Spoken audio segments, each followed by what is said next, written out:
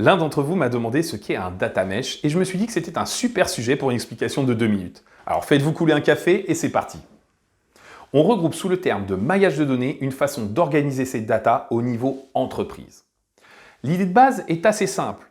On découpe les données en domaines, par exemple le front, le risque, la vente, etc. Chaque domaine de données est géré de façon autonome par des équipes expertes qui sont responsables à la fois de la qualité de leurs données, mais aussi de la façon dont ils les mettent à disposition des autres. Ainsi, le front nettoie ses données et les met à dispo de tout le monde, le risque fait de même, le service client également, et une fois que tous les domaines sont organisés de cette manière, on a maillé l'ensemble de la société, et l'on peut donc croiser les données pour acquérir une vision holistique de l'activité de l'entreprise. Alors, on dit de ci de là que c'est l'inverse d'une politique de centralisation de données. Et c'est là où les choses se compliquent, car non, il n'y a pas opposition. En parlant de data mesh, on parle de gouvernance de données, pas de stockage. Donc on peut très bien avoir un data mesh avec toutes les données stockées à un seul et unique endroit.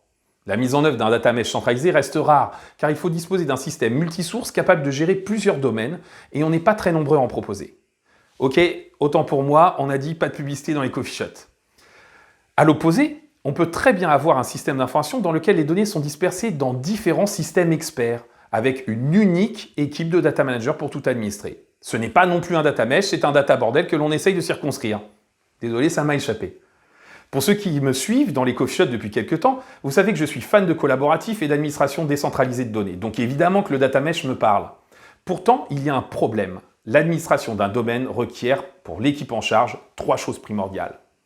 De l'expertise métier, ça en général, ça va.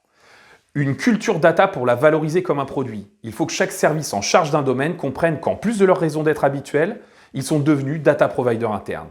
Et enfin, une capacité de mise à disposition des données. La mise à dispo, c'est un sujet data et tech.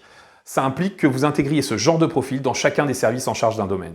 Donc malheureusement, mon côté pragmatique me fait dire que l'on n'est pas prêt de voir un data mesh dans nos métiers de l'investissement avant un petit bout de temps. Cela correspond davantage aux entreprises de plusieurs milliers d'employés. On se retrouve dans 2 semaines pour démystifier une nouvelle notion tech, data ou innovation appliquée à l'asset management.